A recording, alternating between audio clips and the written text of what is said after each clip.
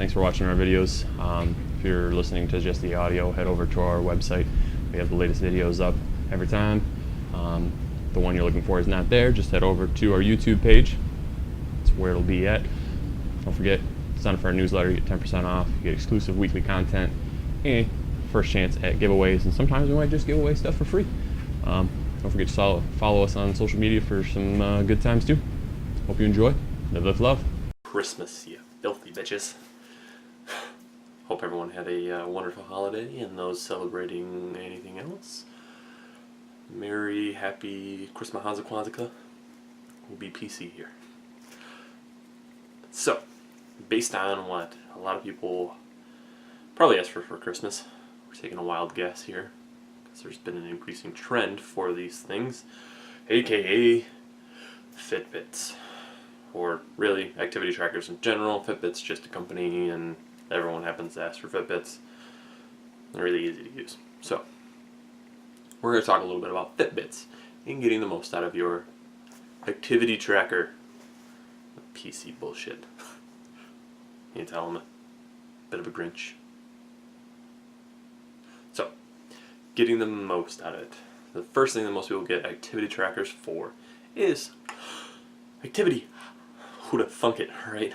Mostly it's steps. People want steps counted. So how do you get the most out of that? First I'm going to tell you, don't try and aim for the 10,000 steps a day right away.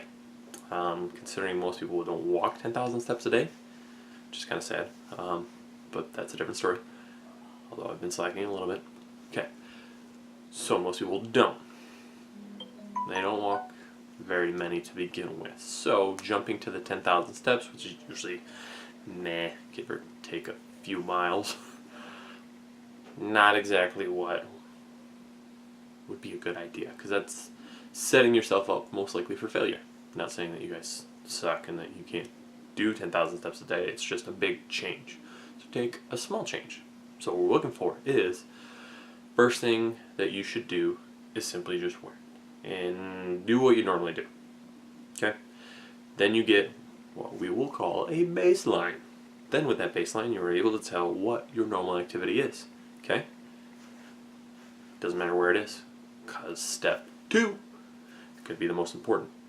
We're going to be looking for improving that baseline. Just try and increase like 5 to 10% of the number of steps that you normally take. Okay? Try and do that for 2 to 3 weeks. Okay? Then you start to build a habit. Okay? Then you can see where you're at that point for a baseline. In step 3, continue to improve. Easy enough. Okay? So starting small and realistic is the same thing with your diet. Is trying to make big changes often enough is too much, and it becomes overwhelming, and then because you fail at one little point, everything else kind of crashes down because you've set yourself up for failure. So what we're going to do is just tell you to focus on getting better. Doesn't matter how much. I mean, if we can get 5 to 10%, it's not a huge increase, which is nice, because then we can consistently make improvements. And all we want to do is get a little better over time. Okay? It's the same thing with like lifting weights. I'm not going to go from a 200-pound squat to a 500-pound squat just a little willy-nilly. It's going to take time, so we're going to add a little bit over time. Same thing with running. For my marathon, my long runs, I'm not going to jump from, I just made double digits the other day, 10 miles. Okay? I'm not going to jump from that to 15 or 20. I'm going to either go 10 and then maybe add a couple miles and go with that for a few weeks. Then add a few miles. You know, I'm slowly going to creep that up. Okay? I'm not going from 0 to 26. That would suck. It already sucks enough going from, what was that, to 10 miles. Jesus. I don't want to try the rest. Okay? So that's the first thing, is activity. Okay? So, step 1, wear it for a week. Find out what your baseline is. If you want to, average out the number of steps that you get per day, which is add 7 days. Okay? Add each and every day, divided by 7, and you've got your steps per day. I know, it's math. Okay? Then just multiply that by 0.05 to 0.10 and add that to the number that you got before, and aim for that. Sound good? I think it's easy. Hopefully it's easy for you guys. Step 2, or item 2, I guess. Some people will use them for their actual activity. Unless you're running or walking, or if you get a really fancy activity tracker like the Surge or the Charge HR, ones that actually do your heart rate and GPS. It's kind of hard for all the different activities to use it for, so it's really not a big deal for tracking that activity, in all honesty. That's not a huge part of improving your physical fitness or physical physique and making big changes. It's more of that activity outside of the gym, because usually that's for an hour to 2 hours per day, which is a very small percentage of your day. So we're focused more outside, so just moving around more consistently outside of the gym or any activities that you do. So don't worry about those. Okay, sleep. Well, some of them will track sleep, basically how many times you toss and turn. Okay, and that is playing with a few different factors. Well, when it comes to sleep quality, you're playing with a few different factors. Let's talk about factors for sleep. Blue light. Okay, blue light is things that come from electronics like your phone or your laptop. So for the last hour of your day, I would suggest not being in front of the TV or your phone or your laptop. Try reading a book, doing some stretching is good enough too to kind of help settle you down. That's what I like to do. So I'll try and hit a ROM wad. I'm not usually staring at the computer. It's just on to the side. Just push it away. Don't stare at it, because you can hear the guy's voice anyway, so he'll tell you when to change your poses, or just do your own stretching, which sometimes I do too, because like tonight my calves are really tight, so I'm going to hit my calves instead. Easy enough. Next will be dark. So I'm in a well-lit area. Bad news bears for sleeping, okay? Should be dark as possible. And if you're like me, you're kind of freaked out by the dark, you'll get over it. It's taken me a couple decades, but I've gotten over it. Okay, so we want a darker area. If you can make it cooler, it's the third thing. Cooler is a nicer, like, winter freezing, bad idea. Cooler as in, like, it should be almost chilly, essentially. Like, it shouldn't be, like, freezing cold and you're shivering. It should be, oh, this feels much cooler than what's typically comfortable for me. You'll be good under a blanket, trust me. Stress. It's another thing, so your stress level throughout the day. I don't really know what else to say about that, besides going into a long spiel about stress and managing stress. One thing I like to do, if I am feeling stressed, is deep breathing techniques. Okay? The simplest one is a big breath in, holding it for a couple seconds, long exhale out. I can do that for 2 or 3 times. A big breath in, hold for a couple seconds, and breathe out. Immediately starts to calm. It's a nervous system override, essentially.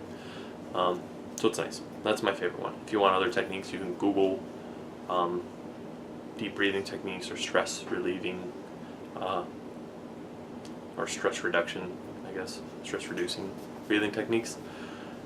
There's a bundle of them. Find one that works for you. Practice it and see how it goes. I've done that for years, so it's one that I find very effective for myself. Doesn't mean it'll work for you. Just try some things out, okay? Another thing is always managing what you can control. So letting go of things you can't control but you feel like you want to control. That's my worst one.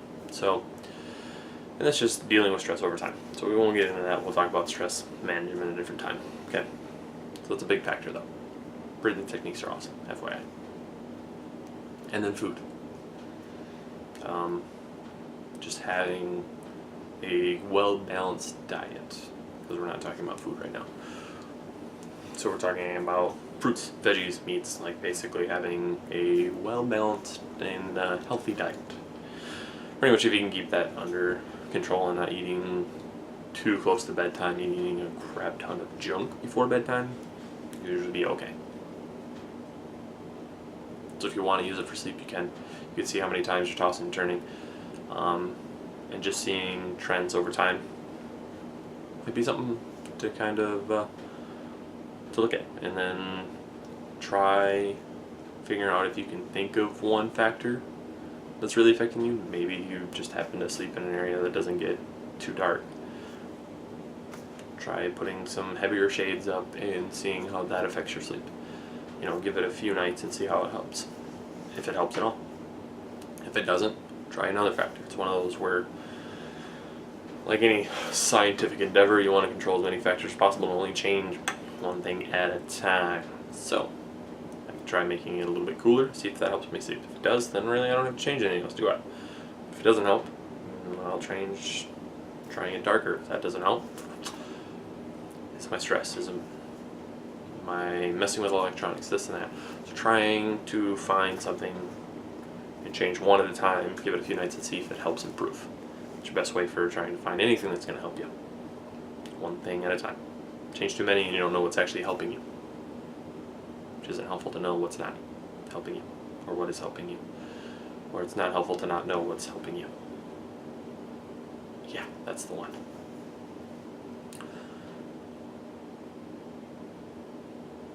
I don't really have anything else with FitBits, guys.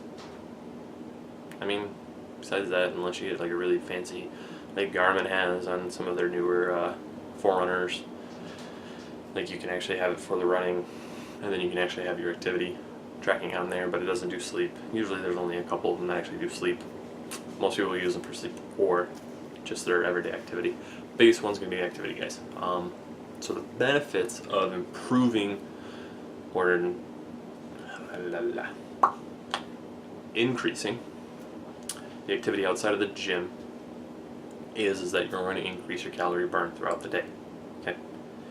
So yes, there is the factor of if you work out in the morning, then you have already revved up your metabolism, which will slowly start to dip down eventually, but you've peaked it for the morning, and through the rest of your day it's going to be a little bit higher anyways, on average. Okay.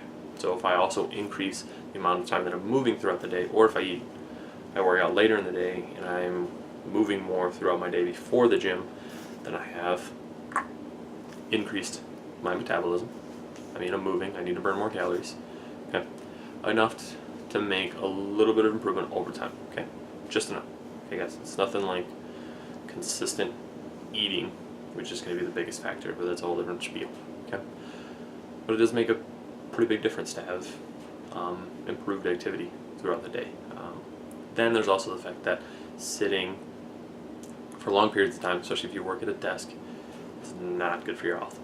So aiming to hit a higher number than what you normally do, and that's what a lot of people do with their fitness or FitBits and activity trackers, is that they have reminders on them that'll have you move if you haven't been moving for a certain period of time, which is also very nice. I understand, obviously, if like you have certain things that are going on, you might not be able to, but most of the time if you're sitting at a desk, you stand up, do a couple air squats, a couple jumping jacks, take a quick lap to, you know, like the bathroom and back kind of deal, and get in a few steps and get the blood pumping again, because sitting for long periods of time is allow everything to kind of tighten up, but is also considered like the new smoking. Sedentary lifestyle essentially is very detrimental to health. Increased risk of cardiovascular disease, heart disease, all sorts of bad news bears. So our number one recommendation is going to be try and increase just your everyday activity. Okay, so get a baseline, add 5 to 10%, try and hit that number for 2 to 3 weeks, repeat. Simple enough. Alright guys, hope you had a Merry Christmas, hope you have a good holiday season. Stay safe and happy. We will see you in the new year. Thank God 2016 is almost over. As always, live with love. Enjoy the miles, guys.